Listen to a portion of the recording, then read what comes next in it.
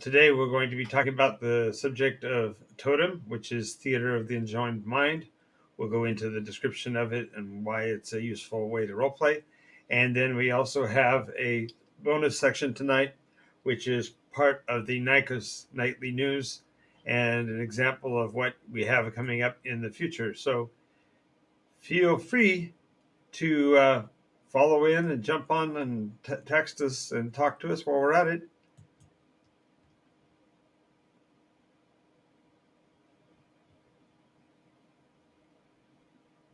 So, having said that, let's get into our topic for today. If you are just joining us, please forgive me. I just realized my lighting is way off.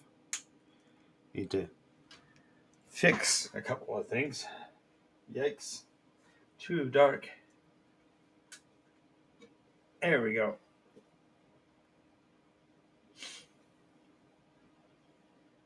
Alrighty. So, theater of the enjoined mind.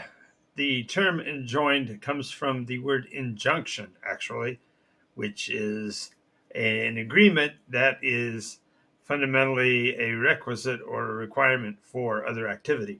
So in this case, the injunction is that the players agree that the persona they are playing is actually a living, breathing being in the fantasy realm of Nikos, and therefore their role as a persona in the game is actually predicated on the existence of a being that they then therefore are linked to. And it actually allows for a more deep understanding of the idea of role play because you're not just pushing around an arbitrary fictional being on a screen someplace, and you're not only speaking for a manufactured number set that you have on your table. Instead, you're actually living the life of the fictional character in prose form. And we'll give examples of how that works here in a minute. Greetings to whoever that is has just jumped in. This is Jonathan Albin. This is Nikos RPG, and we are on the air. Hey, Strigley, welcome. Welcome. Walking on air. Walking on air. You literally walked onto the air. Yes. Make your grace check. Let's see if you can survive walking on air. As long as it's not smelly air. Yeah. Well, some people would argue my opinions smell. So there you go. Anyway, we are talking about, as I said, let's go back over here to my screen. We're talking about totem role play games in the theater of the enjoined mind. That you're not playing just as a tune in a fictional realm, but you're actually agreeing to play the character as a persona that lives in the world of Nikos. Oh, yeah, I see what you mean. So instead of just a new flat character, you're taking over someone who already is and knows people that your character doesn't know, but they know it. So it's almost like you've had Alzheimer's or forgotten everything. Well, I do the comparison to the recent movie Avatar, wherein I mean, I haven't watched it, so that's fair. yeah. Anyway, so Sorry, that'll give you a hint. That'll give you a hint. We're doing a movie night on Friday night, by the way. For anybody who's watching, if you join our Discord, either by becoming a patron and get on that direction, or go right here from the Twitch page and join our Discord.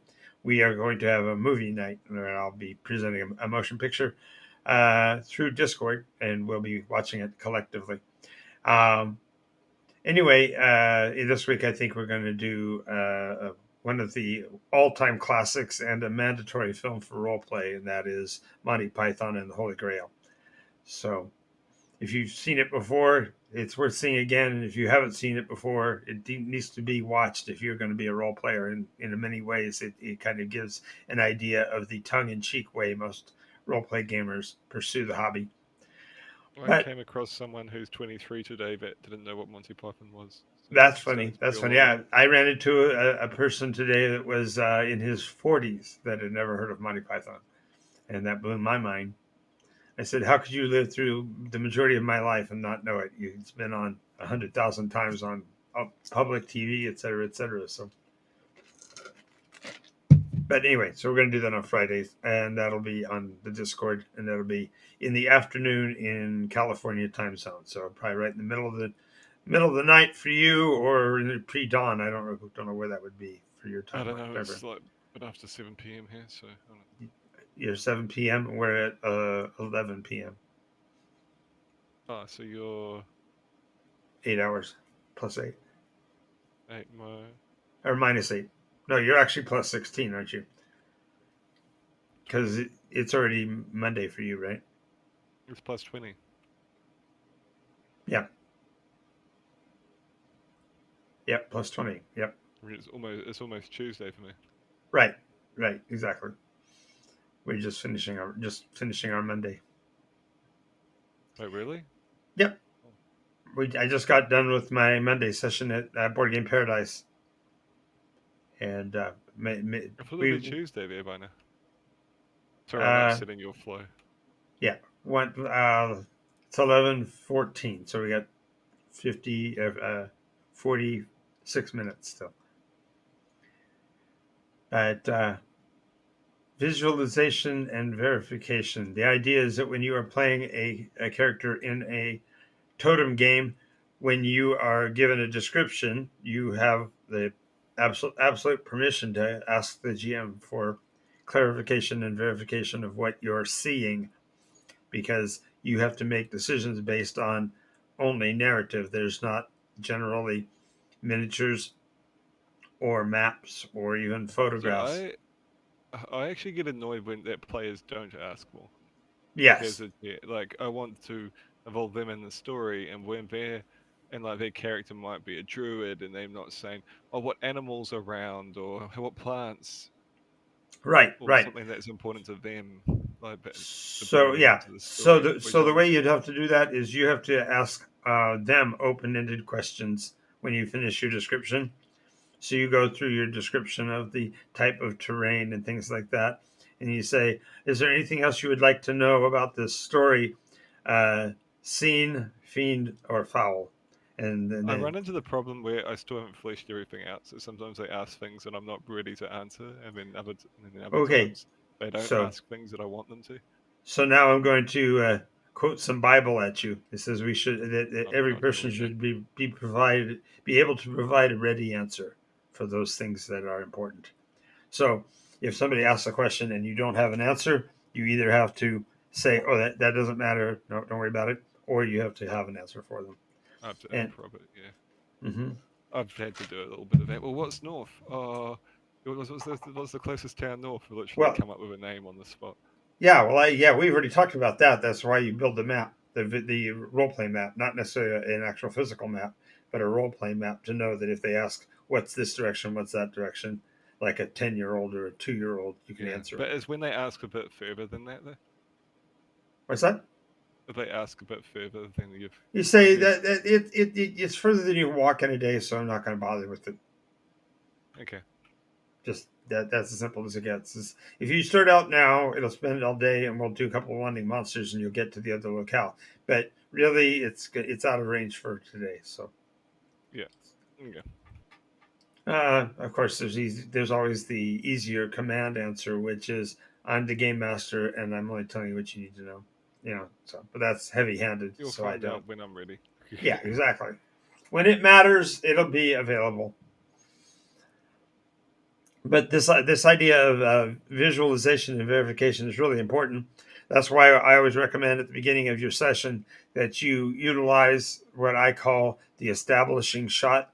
In movies, it happens all the time where they do this, where they'll do maybe a narration into the scene at some point, but you'll focus on a structure from the distance, and as you move in towards it, the scene will dissolve into whatever the internal scene is or whatever. And that process is called the establishing shot. And in role play games in particular, you're going to say things like, well, it's this kind of a climate, it's this kind of weather, it's this kind of terrain, and it's this kind of building. And that's all you really need to say. And then just start with their first It's like action. I had some direwolves that I threw at the party, Uh huh. and a couple of them were jumping off cliffs, and one of my players said, "Well, how high is it?" I said, "At 10 feet," and they said, "Well, wouldn't they be taking some fall damage while they're coming off?" And I went, "Oh, okay, yeah, I don't mind rolling that." Well, actually, no. You say no. They're landing on you. Um, one of them technically was, I guess, but the other one wasn't. Well, the point is that if they are not, then you just say yes, but they are dire wolves who are native to this area, and therefore they have a difficult terrain passage I as could a have done the soft. They could have said yes, no, though. So they're not. right. I don't know. I just went with it because Yeah, at that's the fine. time, That's and fine. it was only like 2 to 4 damage, and it Right. would have made that player feel good about it Yeah, a yeah, little bit. that's perfectly fine. But on the other hand, if you did it the other direction and said, yeah, actually they're able to travel this terrain without any difficulty, that would make them a lot scarier. So go, oh crap, they can cross, they Yeah, I could. should have, but it can be But a I little bit mean, hard at the moment. there's never a should. Don't ever think that anything I say is you got to do it my way. I'm just giving you the alternatives because I am always looking for what I can do to give the scene more credibility and more I gravitas. feel like a larger animal, like a horse or a dire wolf, so a fall like that isn't as doesn't matter. Like ten But feet, it's but not. if you think about it, a horse won't fall down a cliff either. I mean, 10 feet is nothing. No, it is. It's still if it's enough to cause a human being to take some damage, which it does, then yeah, it can hurt another animal. But the animals are naturally prone to surviving that. Like a wolf, 12 feet, 10 feet down is not a big jump for a wolf because they can leap way taller than we do. So the going down isn't any harder than going up. Arguably, it's easier. But anyway, that doesn't matter. My whole point is that when you describe the scene and you set the parameters, yes, give them pushback. If they say he should have to take damage, you say absolutely, and therefore he does take, like you said, 2 points of damage or whatever. Yeah, that's what I did. I rolled a d6. Yep, Where if yep. I did it again, I'd say it was like 9 feet, just so they didn't take damage. But yeah, Dead. Just he planted his feet better next time. I mean, it's all Um, learning. So yeah, so when you're doing your establishing shot, you're doing the description and the narration about where it's going to be and what's going to go on and all of that. And then before the players choose their action in the game, you want to make sure that you give them kind of a pre-roll or pre-die roll, I should say, action, and then make sure that you get and understand what they're saying and that you have an agreement with them Yeah, I so don't that quite understand what you're getting with this. okay, so I describe the scene and I describe the wolves, and they say, "Okay, well, I want to engage the first wolf." And I say, "Well, what is the first wolf?" They go, "Well, the first one to jump." And I said, "Well, there's four of them across the line. Which one do you want to focus on? One, two, three, or four? Because your ability to snap to a target is going to be determined by which one you're already facing. So if you're facing the right one when he jumps, I'll grant you that pre-roll decision action." Yeah, but a lot of players will be like, "I'm going to hold my action till an enemy comes into this distance." Okay, okay, that's fine. That's fine. However, there is the ability for example, if they have a snap action, or like you said, they're going to hold their action, then they can roll against their skill to see whether or not they get the shot off before the wolf jumps, because he's still jumping in the fundamentally the surprise turn of the round, so to speak. Because we're ambushing them with the wolves, right?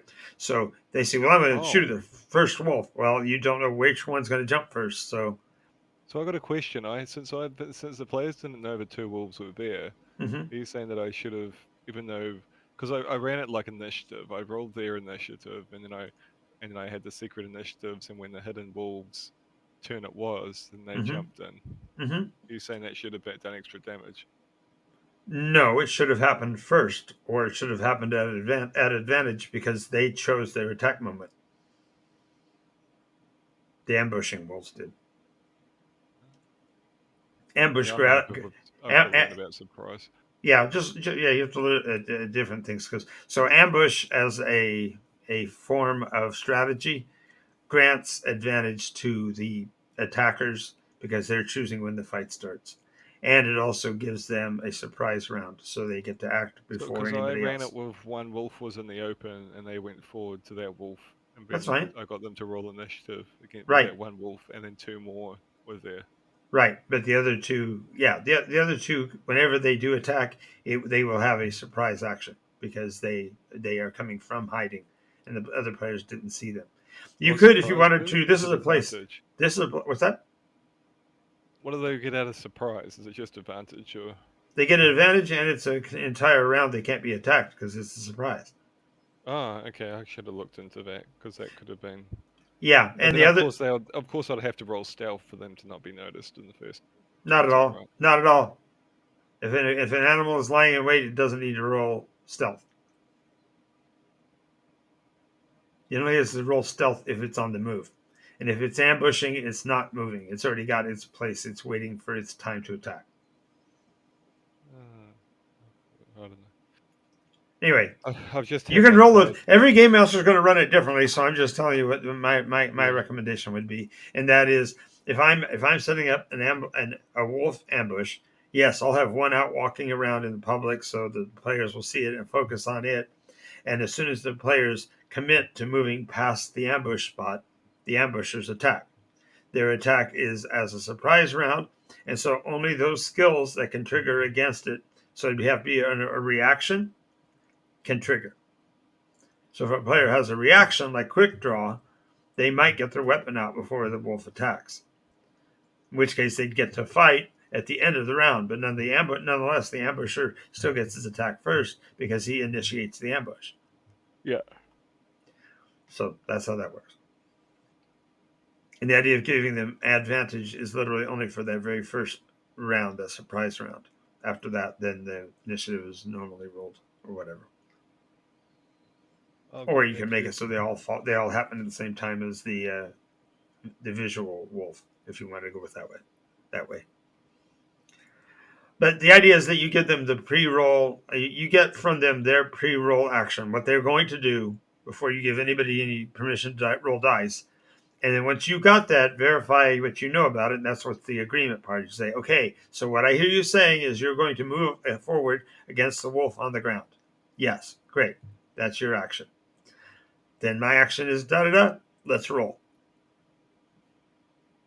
And So a lot of people that the a order lot of of the rolling and the order of rolling that's required for initiative is only a Dungeons and Dragons thing. If not, it's literally action, reaction, action, reaction. So it's just what you as a game master decide is the order from my viewpoint. D&D rules, you have to roll initiative, and then everybody goes in that order every turn. And I don't agree with that. That's just me.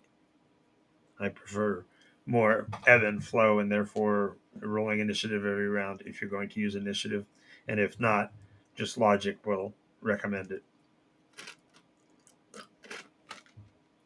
Next thing about the next advantage of theater of the mind is the relative success method, and Strictly, you've been playing with that for a couple of days now, so you have a kind of an understanding of the partial, full, and double down or wild success. And the advantage here is that if you're rolling doing that, we could literally roll simultaneously because we're going to compare your success with your ability, and I'm going to compare my success with my ability, and then whichever has the greater relative success is technically ahead in that conflict and gets to add conditions or whatever to the game. So it adds for a quicker dynamic, but you can also get to through a combat faster because you can actually have one person roll a success and the other person roll a failure, at which time the battle is over. Does that make sense? Have you seen that? I don't think you've seen that yet in the game, have you? We haven't actually had a we full haven't actually success had or a partial. a conflict where you're actually fighting with something else. Nah, I haven't seen Yeah. anything of. So I mean, my it'll character's ready to fight that guy that the rest of the party didn't want to fight. yeah, I was yeah. tempted to. Yeah, Those you try hummingbirds. you I called wasn't for sure it a what couple they were going to times. do though. Yeah, I do remember you called for it a couple of times, but the players voted you down. It's like, nah, not I yet. mean, well, it wasn't a vote. The only reason I didn't is because I wasn't sure what the hummingbirds were going to do. True. Yeah. It was the only reason. Yeah. Well, yeah, you know what I would do with a group of sturges you know how devastating they could be. So if they were bloodthirsty hummingbirds, you could be in trouble. Yeah, there's your player not being. I mean, there's well, your character not being stupid and still wanting to survive. And Right, right, right, if he was by himself, I would have probably jumped at him right. Um, in and all then of found these out how your cases, combat worked. yeah. In all these conflicts, it really comes down to player awareness. If a player is not able to visualize and understand where they are in the scene, then any scene is going to fail because the players aren't going to feel the experience of being in a role play scenario. For example, you seeing the hummingbirds and seeing how the Athera was using them, you were aware of what dangers might be there, but you wouldn't actually experience it unless you were actually able to ask the questions that you did and understand a little bit more about Well, how they seem the. pretty under his control, Mhm, mhm. like Yeah, loyal to him. So, yeah, yeah, yeah, and what's really key to any totem game is the narrative cinematics. And by that, I mean not only a description of the locale, but how close people are to each other, how close they are to their weapons, whether or not the other person's weapons are readied, etc. All these narrative cinematic pieces make the scenes uh, more tangible even than if it was using miniatures, because you know this miniature is already posed only one way, so if you turn the soldier he still only looks the same, whereas in this we can actually describe you got your shield raised up and your sword arm forward so that you kind of get an idea of where not only you are but your material things relative to your opponents and such. there's a And reason I took reflexes and quick draw. I think it was. yeah, exactly, exactly. And with the narrative cinematics methodology, when you do a comparative die roll between the player and the target, you know, between the good guys and the bad guys, it's easier to express the results in terms based on their relative success. And so if we both fail on the die roll, both the good guy and the bad guy fail, they're circling one another, eyeing each other, and you know they can get a real advantage to a real good attempt at an attack. If they both succeed, then they both have clashed, weapons crashing and whatever, and so you're able to give a much more of a narrative description. But yet again, revealing that no damage was done. And it's only when you get that relative success versus another success or complete success against some form of failure, you know, the fight is over. And so they are able to go through conflict much quicker, get through this, get it more cinematic, and the players will feel more like it was something they were involved with instead of the bam bam. I roll, I miss, I roll, I hit, I roll, I miss, I roll, I hit. That goes on in many role play games. Also, because of the nature of theater of the mind, almost all role play is done through role play. There's not a system of pulling out a tape measure and deciding whether you're close enough and moving your so many inches and then hurling a weapon or whatever. Instead, you just describe it. Well, yeah, but couldn't you end up with more arguments with, oh no, no, my character was closer than that, and the DM going, no, no, he wasn't. That's why you have to have pre-roll action and agreement. So if you would, if you didn't follow all the steps, so you describe the situation, describe their location, answer any questions they have about where they are relative to the others, so that you can really know. Yes, I told you, as I mentioned to you, you are about 4 feet away, and that would allow you to make a regular attack, but it doesn't give you the ambush Where attack. is it giving the players the chance to choose where they are when things begin Mm-hmm. before when you Yeah, meet a group? right. And So you give like I said, you give the establishing shot, but then you give the players the opportunity to respond with, "Well, I thought I was closer than that, or I want to move into position, or or whatever." actually, I was sitting in on the tree stump over there. Or, Right. So they give you that before you start the scene. So therefore, you have already given them a description of what there is to do, and then they take their action of what they're going to do, and then you roll against the places only where there actually is a conflict. Because if you're going to sit on the stump and I decide none of my villains come to your stump, you don't actually have a combat round that action. Combat action that round. Now you could be firing a bow because archery is not not considered to be a combat action per se. So you could actually take pot shots from where you are, but it's only those I mean, persons if that are archery is not a combat action, then what was throwing knives a combat action? Because that comes not under. not unless the person is close enough to close with you.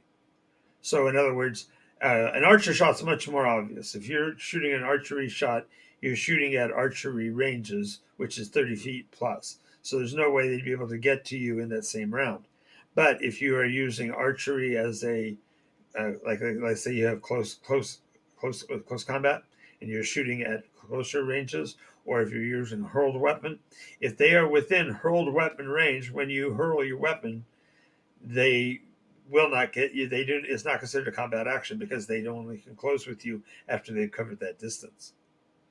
So the next round you would begin in close combat range, but you will get the hurled range shot off without it being melee, without being an actual combat round.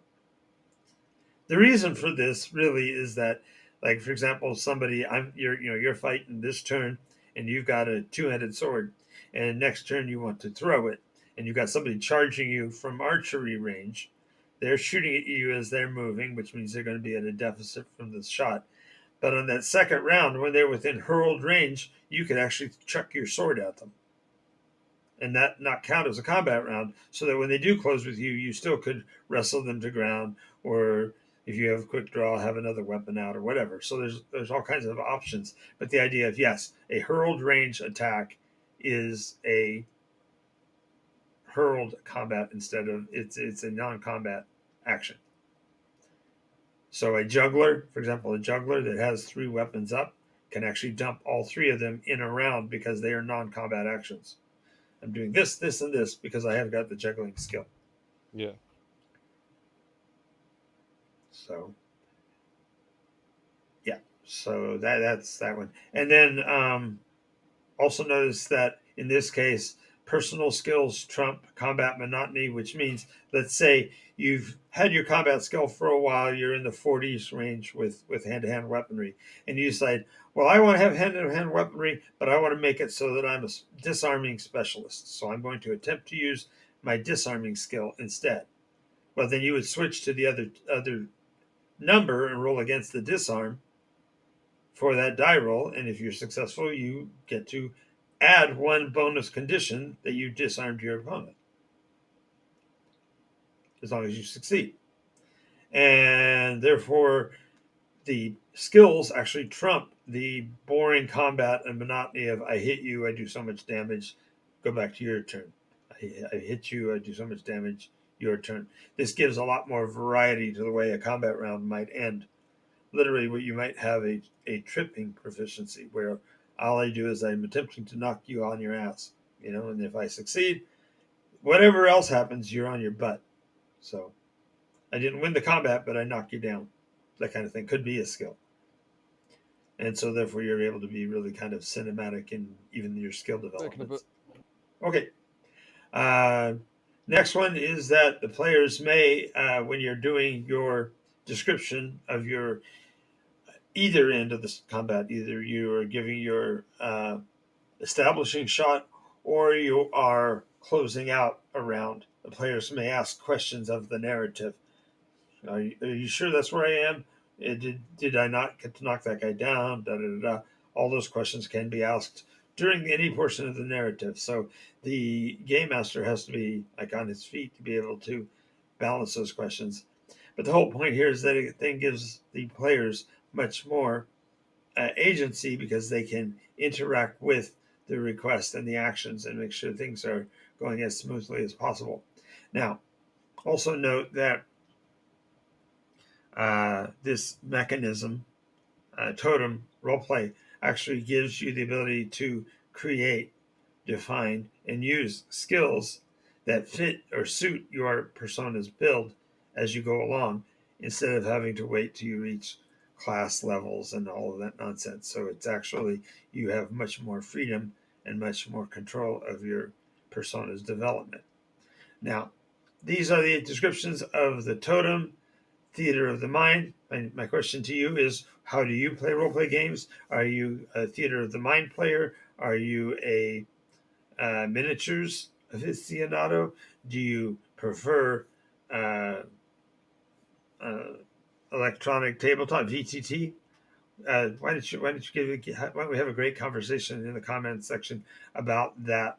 The next thing we're going to be doing is moving over to Nikos newsroom, and in the Nikos newsroom we're going